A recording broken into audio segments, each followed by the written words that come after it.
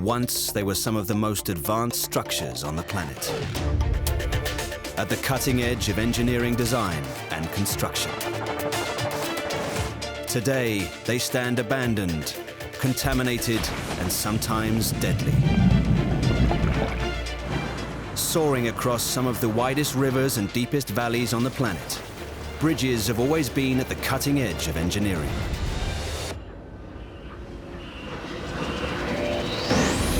In this episode, we travel high into the mountains of the Colorado Desert to find out why a hidden engineering masterpiece could disappear at any time.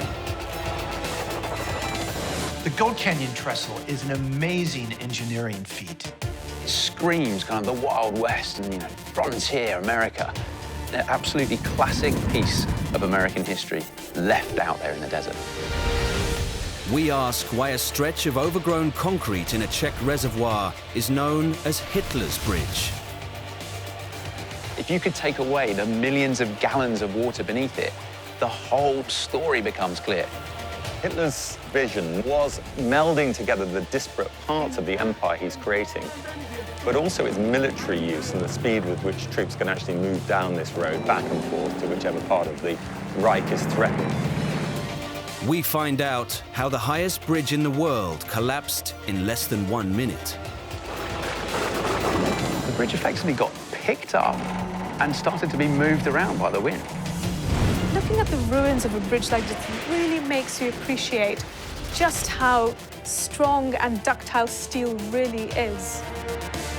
And we uncover the story behind Cape Town's invisible bridge, which never carried a single vehicle. The whole purpose was to take affluent workers who worked during the day in Cape Town to their luxury homes out in the suburbs and then fly them over all the perceived undesirables.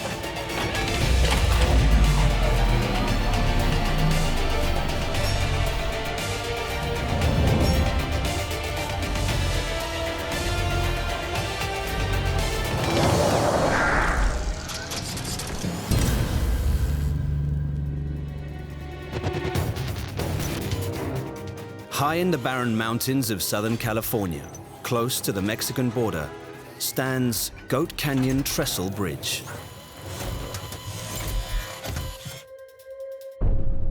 The huge structure dominates the empty landscape around it. This is no ordinary railway bridge. Goat Canyon Trestle is the largest curved wooden structure on Earth.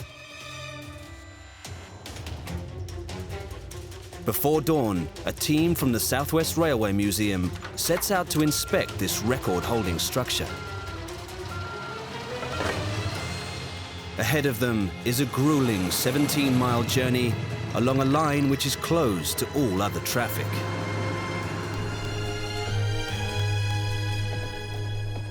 Waiting for them is a structure which once tested its builders to the limit. Now it's abandoned, and its time is running out. When you first see the Goat Canyon Trestle, it's such an impressive sight. There's this enormous structure in front of you that looks so complex. It's the largest remaining wooden structures on a curve in the United States. It was a truly brilliant idea, and it's amazing that it still stands. In 1932, a small army of workmen set up a camp in a remote canyon in the Colorado Desert. Conditions were brutal. No water for miles or protection from the relentless desert sun.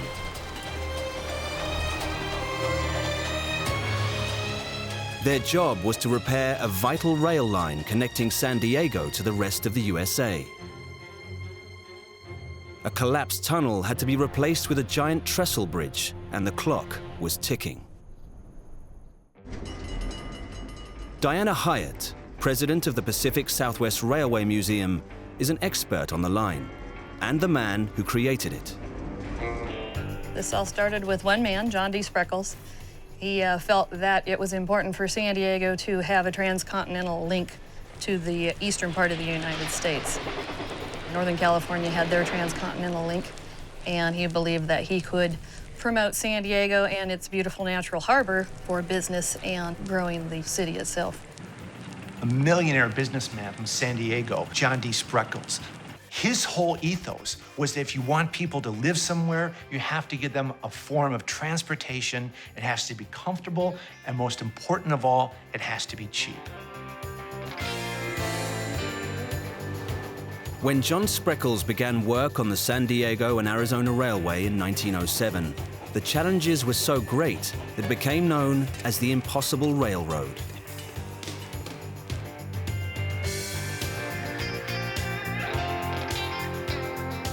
Its route took it through some of the most unforgiving terrain in North America. The most cost-effective idea that was put forth and seemingly crazy was that they dip down into Mexico to avoid a lot of elevation change. The railroad dips down for 44 miles and then comes back up at Lindero on the Mexican side. From there, they traversed through Carrizo Gorge, which is the most demanding portion of the entire railroad. Carrizo Gorge provided a convenient break in the mountains, but building a rail line along its steep southern wall was incredibly difficult and dangerous. It took 11 years to build just 14 miles of line. The railroad was plagued with issues, but a large portion is primarily within this region because it's so unstable. Some of these mountains are solid rock, some of them are a combination of decomposed granite, and once the slide starts, it just keeps sliding until there's nothing left. No one had ever attempted to drive a railroad through such hostile territory. There were all sorts of problems building the railway so close to the Mexican border. I mean, there was incident after incident, kidnaps, murders. That entire stretch of the San Diego and Arizona line was kind of landslide ready. It's not solid ground, it's kind of shattered granite that they're building this on top of. And so to be there, working on that, knowing that the land could go away beneath your feet at any time, not only would have been completely petrifying, but to achieve what they did and to have built that whole stretch of line, it's unbelievable. It wasn't until 1919 that Spreckles was able to hammer in a golden track spike to show his 148-mile rail link was complete. But success came at too high a cost. By 1919, he had finally completed the railroad at a cost of $18 million, and it almost completely bankrupted him. The problems weren't over for the Impossible Railroad. When the tunnel above Goat Canyon was destroyed by a landslide in 1932, the railroad engineers had to get the line back into operation as quickly as possible. San Diego Transport Authority engineer Dan Davis has studied the building of the Impossible Railroad. They wanted the quickest, cheapest way to get back into operation, and building the wooden trestle was just that for them. To my left is the collapsed Tunnel 15. There's a massive slide area up on the hillside. But the top of the portal is about where the old alignment used to be, the rail line. Shoved it down about 18, 19 feet. The result was the incredible Goat Canyon Trestle. 600 feet long and 200 feet high, it's the largest curved wooden structure in the world. The Goat Canyon Trestle is an amazing engineering feat. The question is, was it really necessary? Or was it a product of its time, which was all about, wow, it's impossible to get from here to there, but we can do it. Building the Goat Canyon Trestle must have been an absolute nightmare. Just look at where it is. It's in the middle of the desert. You've got a lack of water, extreme temperatures. You're building the whole thing out of timber, which is going to be extremely dry out there. The smallest spark or a cigarette casually thrown away could set the whole thing alight. It's absolutely treacherous working conditions, yet they got it done. Using timber for the new trestle was the fastest way to replace the section of the line caused by the tunnel collapse. But it meant that the trestle was always at risk from fires. Not just wildfires in the tinder-dry undergrowth, but fire caused by the railway itself. The engineers had a solution. Steam trains were more of a problem in the tunnels because of the exhaust. It goes up and gets into the tunnel wood. On this, because it's on a grade, a 1.6% grade, the problem comes from the brake shoes. Having to apply the brakes for long distances, it would heat up and hot pieces of metal would come off and could fall down into the superstructure and substructure of the trestle. There's a tank car that sits above this trestle that they installed there with the piping specifically to suppress any fire that would burn their $300,000 project. And they would have a person tend that so that when the trains would travel over the bridge, he would turn on the valves and come out and start the sprinklers and stuff just to make sure none of the hot pieces of metal off the brake shoe were able to catch it on fire. But without that, it would have been at great risk. But without realizing it, they'd compromised its strength by adding features which weren't needed. The speed on this bridge, because of the 14-degree curve on it, is about 10 miles an hour. In real terms, that's a very sharp curve. It's very difficult to maintain that. It's also very destructive to the structure. Timber structures like the Goat Canyon Trestle are designed to be quite flexible. If you were to watch a great big train rumble across the top, you would see flexibility and movement in all of the members, in all of the trestles and the ties. They would be moving. It was designed to do that. In fact, it's part of the beauty. As they all move, the stresses are kind of relieved and not all taken in by one point. The fact that the wood will expand in heat and contract when it gets cold, some of those timbers are drying out faster than others, means that that flexibility is now possibly part of the reason why it's coming apart. The timber itself is still great. It's just the bolts that are holding it together have been loosened by all of that movement and flexibility.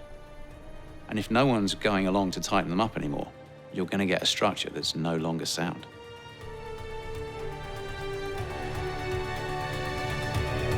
Despite the engineers' success at Goat Canyon, the life of the San Diego and Arizona line was short. San Diego, Arizona was known as kind of derogatorily as the slow, dirty, and aggravating. There was no air conditioning in the cars. There were no screens on the windows.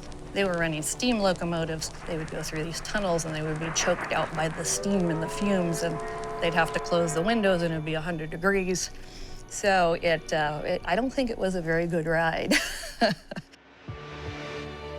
It probably broke even in the good years. In the bad years, it would have lost money. So much so to the point that after Hurricane Kathleen came through this particular area in, I believe, 1974, wiped out a couple of trestles, Southern Pacific finally decided to throw in the towel. The barren mountains surrounding Goat Canyon Trestle hide it from all but the most determined travelers. In the heart of Europe, another 1930s bridge is just as hard to see.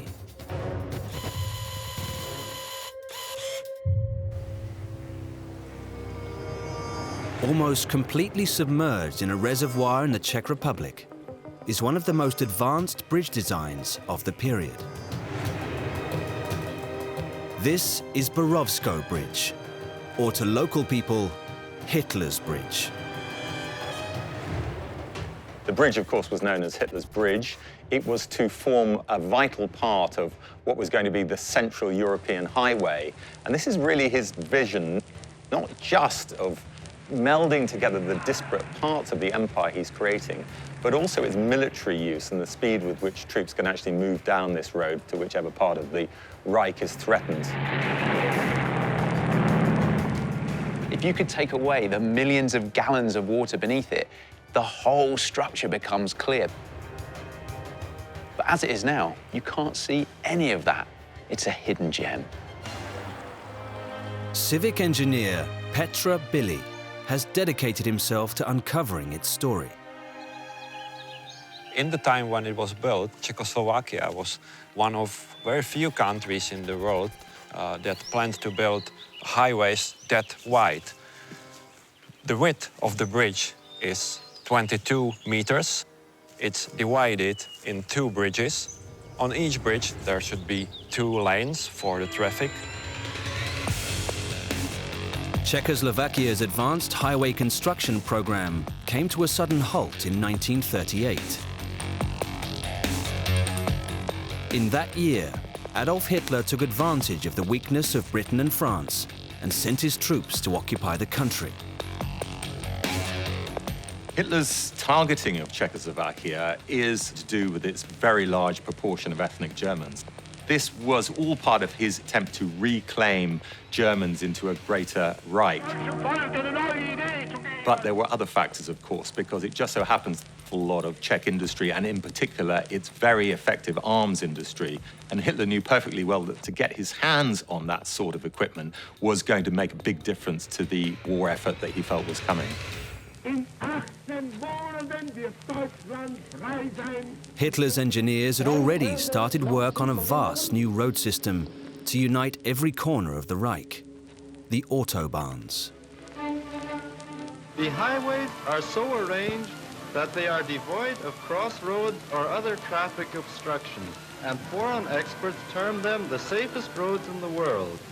Bridges and trestles span rivers, gorges, and valleys, and the new national highway net connects all the points in Germany. Just 7 months after the seizure of Czechoslovakia, work began on a huge bridge to carry this highway from the center of the country to Prague and on to Berlin. Czech engineers were forced to put their expertise at the disposal of their new German masters. They started the construction of the bridge in 1939. They built most of the load-bearing structure by 1942. The original project counted on 800 workers to be here on the construction site, but in reality they got just 150 men. There were some delays in the construction, but still they managed to complete the whole load-bearing structure in 2 years. The bridge over the Svihov Valley, near the village of Borovsko, was 100 meters high, with a single arch spanning the stream below. It was designed to carry a flood of traffic towards the heart of Germany. It was a straight bridge, but at the same time, behind the bridge there should be a curve. So this is why the bridge leans to the right side. The bridge was designed for the speed of the vehicles, like 160 kilometers per hour, to reduce the effects of the forces acting on the cars. You need to design the bridge a little bit skew. It's not a reason of some settlement in the foundation. It is how it should be.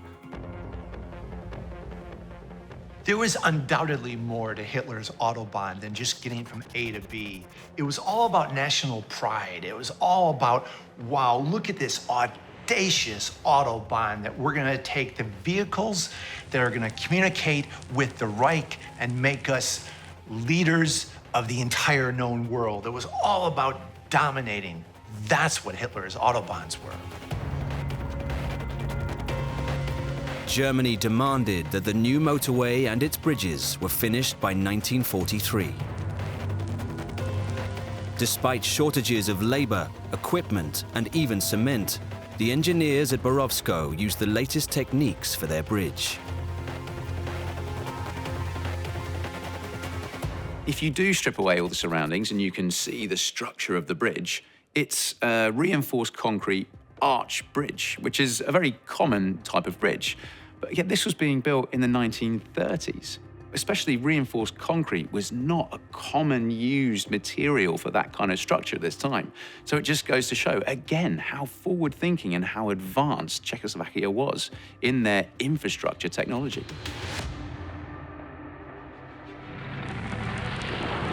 Hitler launched his invasion of the Soviet Union in June 1941.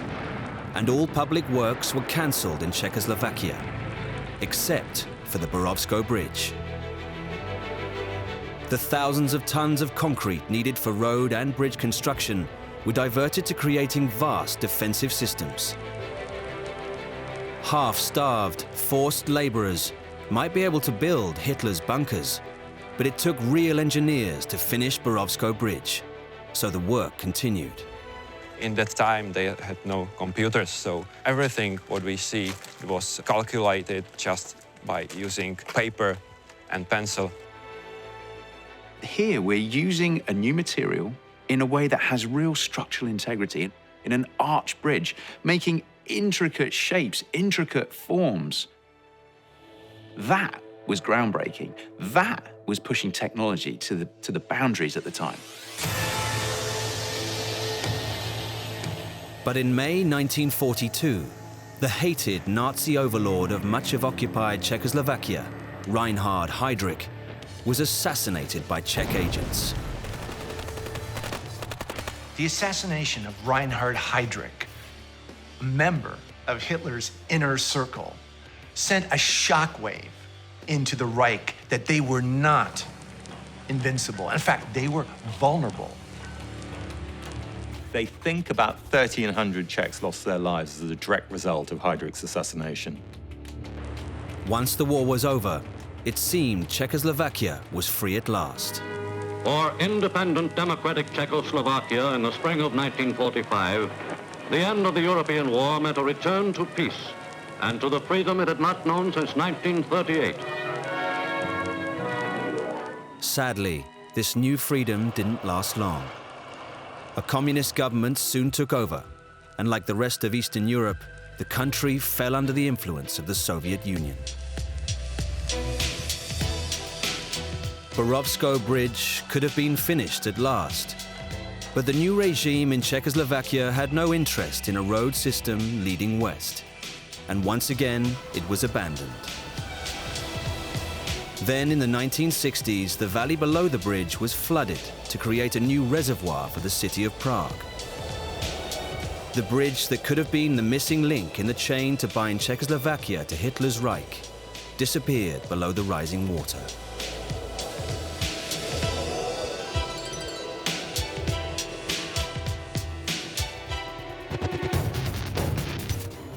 Hitler believed his autobahns would unite Europe. But in the USA, it was railways that brought a whole continent together.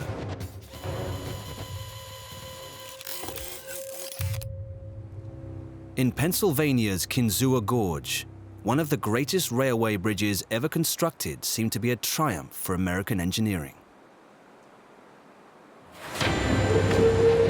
Kinzua Viaduct was the highest bridge in the world when it first went into operation.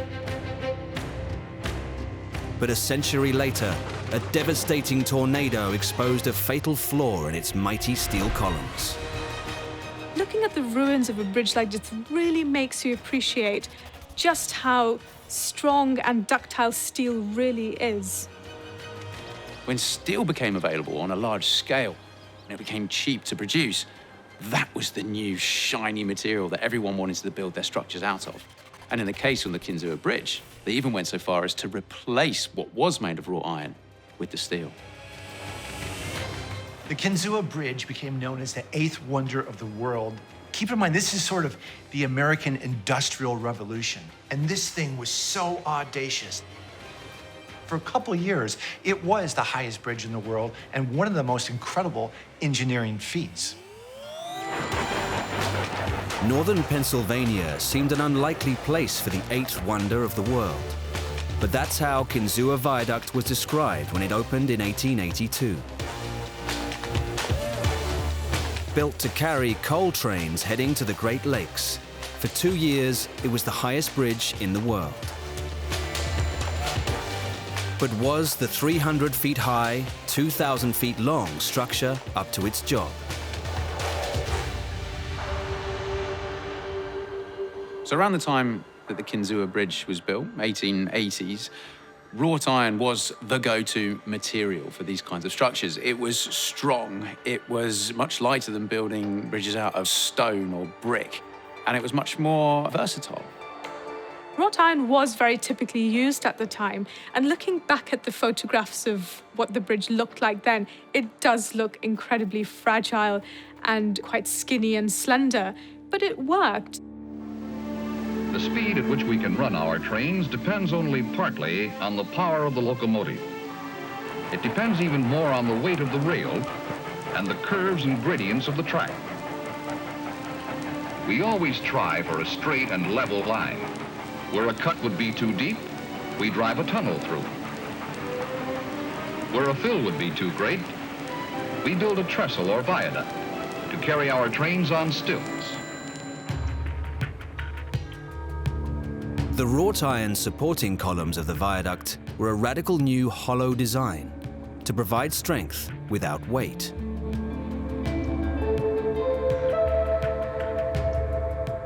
Their manufacturers, the Phoenix Bridge Company, claimed that the columns could support a bridge 1,000 feet high if necessary. The original wrought iron design of the Kinzua Bridge, with its quite spindly, fragile-looking legs on all the towers that hold up the railway, can be quite deceptive. What was clever about it is making sure that all of the members, all of the constituents of each of those towers were only put in compression. And that's where wrought iron does its job very, very well.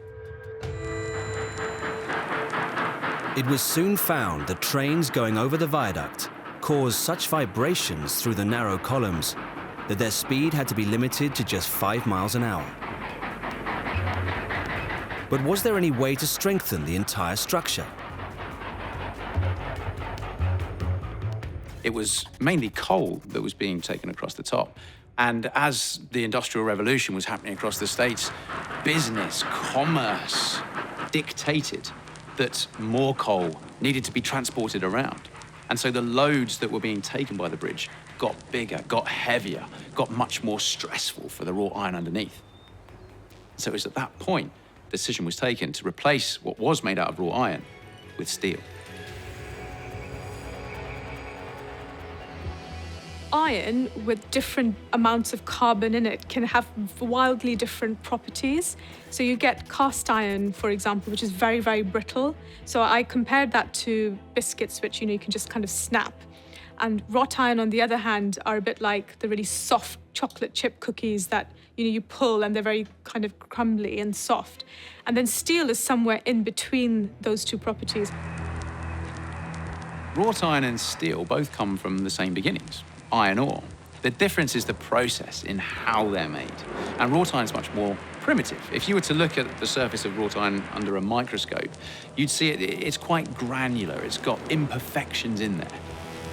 It will snap if you try and bend it. Steel, on the other hand, has a much more ordered structure. So if you were to try and bend that, you will get it to bend, and you'll have to get it a long way before it eventually fails and snaps.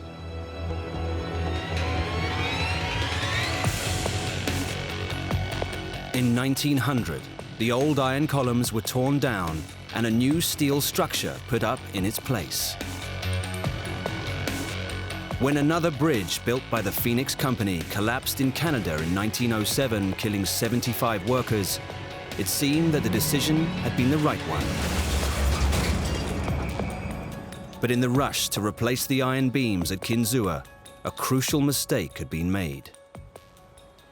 The amazing thing is a crew of only 40 men were able to rebuild the bridge in steel in 90 days. Imagine that. But they did that because they bypassed the task of replacing the anchor bolts. They redesigned the towers right from the top all the way down to the bottom, giving the whole bridge the ability to take a larger capacity across the top. But they failed to change one component, which is possibly one of the smallest components of the bridge, the anchor bolts, which fix the towers into the ground. So what we had at the base were these wrought iron anchors, which weren't quite long enough to connect the new steel bridge above it down to the foundations. So what they did was put a little coupler piece to join together wrought iron to the steel. So not only did the engineers replace what was made of wrought iron with steel in 1901 when they renovated the bridge, they also included some upgrades. And that included installing small roller bearings at the bottom of some of the feet of the towers on the east side, which is where the prevailing winds would come from, to allow a little bit of flexibility when the winds hit the bridge, just so that they weren't putting too much stress on the towers, on the members, on those anchor bolts holding everything above down into the ground.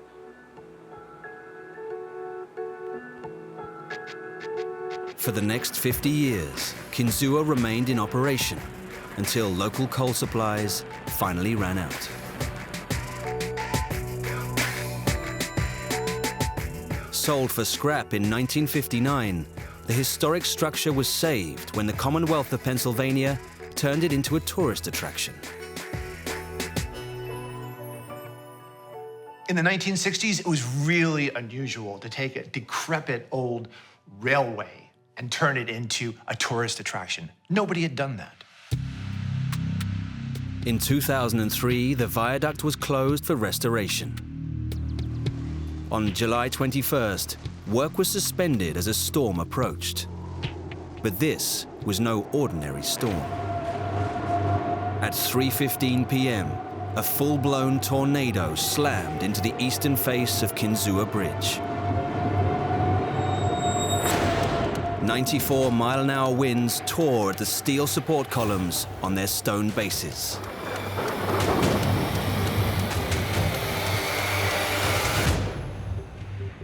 So we had these wrought iron anchors, and they weren't quite long enough to tether down this new steel structure above it.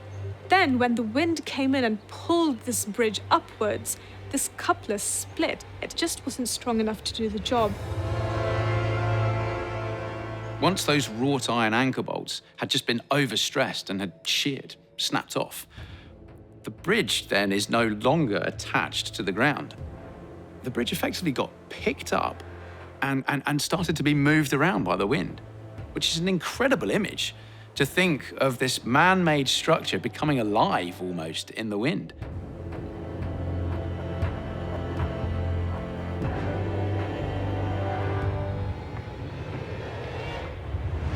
In less than a minute, more than half of Kinzua Viaduct was turned into a mass of twisted wreckage. Incredibly, no lives were lost, but the historic structure that had stood for so long was in ruins. Instead of demolishing what was left, the state of Pennsylvania took the decision to leave the fallen columns and rail bed where they lay. On the surviving section, a public viewing platform was built so that visitors could look down on the evidence of nature's raw power.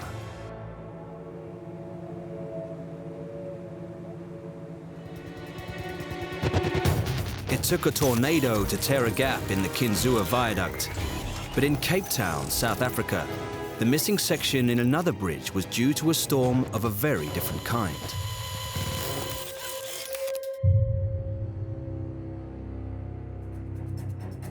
For more than 30 years, rival engineers and planners battled over what came to be called the Invisible Bridge, the foreshore freeway flyover.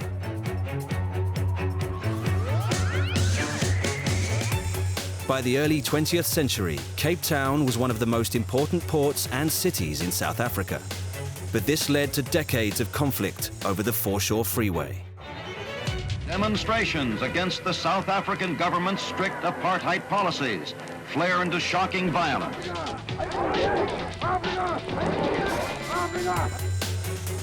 Dr. Lisa Kane is a road engineering sociologist who has studied the complex history of the bridge that never was. So we're here on the unfinished part of the freeways, and you can see it's right smack bang in the center of Cape Town. Ahead of us, we've got the port, and just in that distance, we've got the other part of the freeway that's also incomplete. And this whole area from the port until just beyond these high-rises, it's part of the foreshore, and that's really where this story begins. The foreshore area of Cape Town is 480 acres of land, reclaimed from the sea. To incorporate it into the city, a new road layout was needed. And that's where the problems started. There were two main parties that were interested in this land. One was the city itself, and one was the Port Authority. The city of Cape Town, they had this vision that when Europeans arrived by cruise ship at the port, they would have this monumental entrance. It would be like a gateway to Africa. The port authorities wanted a functional layout to move traffic. But the city had something much more elaborate in mind. In the city of Cape Town, they turned to France, and they brought in an architect called Baudouin, and he'd been involved in the planning and development of Paris, which was really famous at the time. He came up with a scheme which was very much based on Parisian planning, with these beautiful boulevards going from east to west, north to south, very much a rectilinear grid type plan.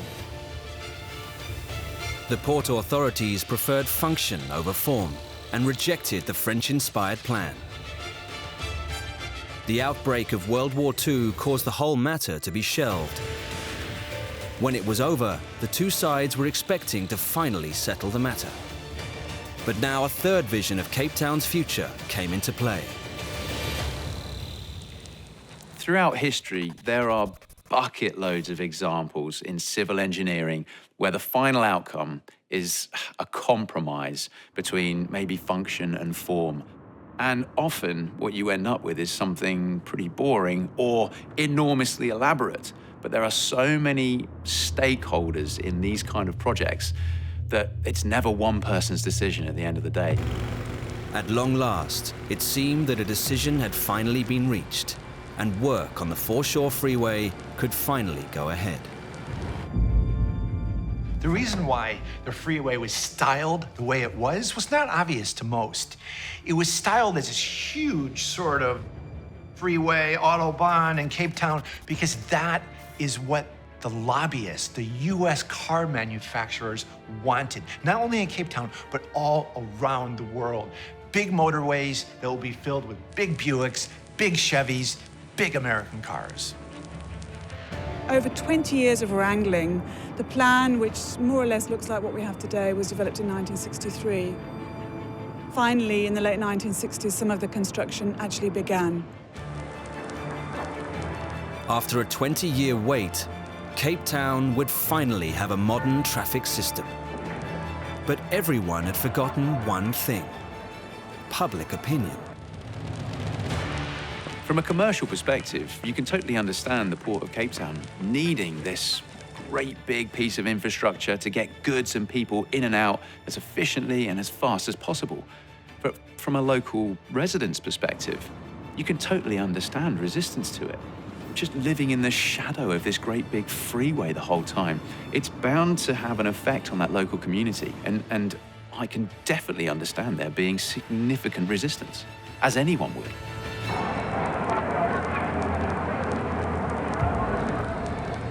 Now, South African politics began to impact on the Foreshore Freeway.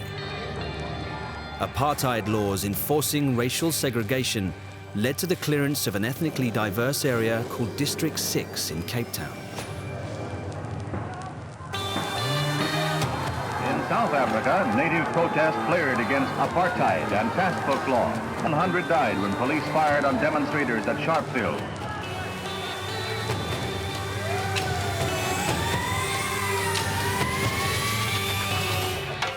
The South African apartheid government chose not to complete the bridge and not to spend those funds on the freeway, but rather to relocate a multi-ethnic community that was in the heart of prime central Cape Town to someplace less important. It was all about focus, it was all about funds. Work went ahead slowly until all that was missing were the elevated sections of the roadway. But with the end in sight, work came to a halt in the early 1970s. There are a couple of theories why the freeway was never completed and left just suspended in air like you see it today. One is that there's a shopkeeper whose property was right in the critical path of the bridge. He wouldn't sell. The other theory, which I really like, is that the engineer who designed the whole thing realized the two ends of the bridge would never meet. The idea that the invisible bridge is there because the engineer in charge miscalculated and the two ends of the road weren't going to quite meet up, in my mind, doesn't really stand up. On a project of that scale with that much investment, that's never going to happen. You're never going to start construction. There'll be so many boxes to tick, so many brains looking at this. It's never going to happen. Ever since, the two ends of the foreshore freeway have been waiting for the missing section to be installed.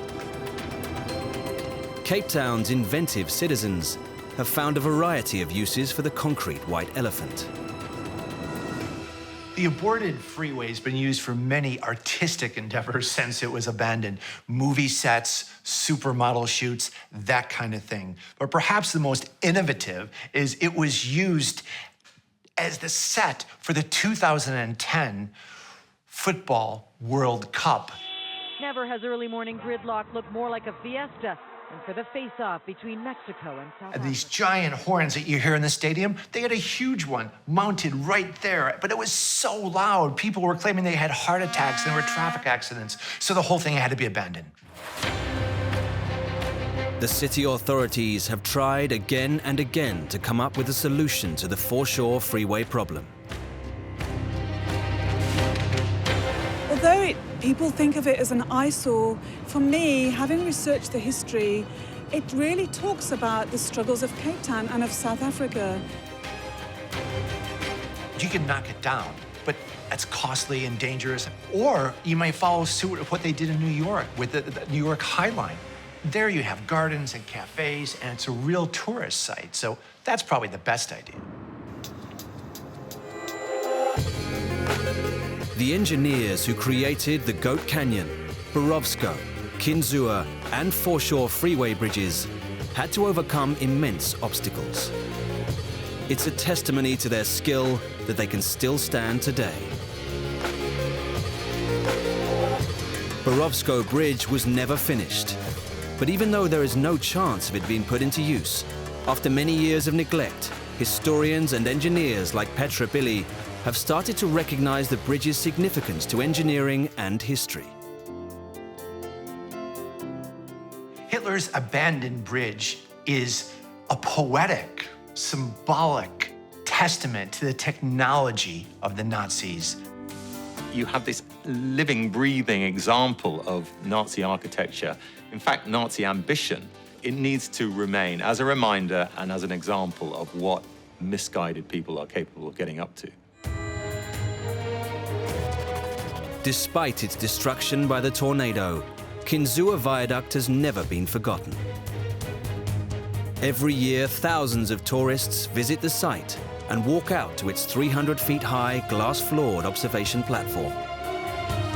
But Kinzua has more to offer than just a great view. There's a great story to be told there, and there's something remarkable to go and see and feel and be part of. But more than that, for engineers, there's a case study here, and there's something to be learned for future projects. If you're going to replace wrought iron with steel, do all of it. Unlike Kinzua, Goat Canyon Trestle is beyond the reach of tourists, and its aging timbers could be destroyed at any moment by one of the earth tremors that regularly hit Southern California.